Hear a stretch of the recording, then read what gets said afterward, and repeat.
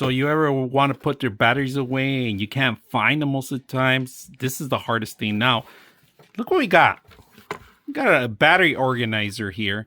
Now, this is perfect because we're having a large event. We're going to set up a bunch of lights. We don't know how many batteries we have, and this is how we could count them and how could we actually organize them too. Now, if you guys notice, I did put AAA batteries and AA batteries on both ends, so this is versatile. All right, you could set up either of those two batteries, all right, which is perfect. This is going to line up.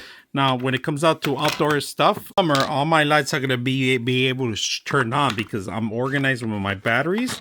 Look at that, perfect. So if you guys are looking for a nice organizer like I have, this is a perfect way. Now you could take it with you on the road, and of course there's a zipper and there's also a hand tie, so you could hang it into your backpack or pretty much anything.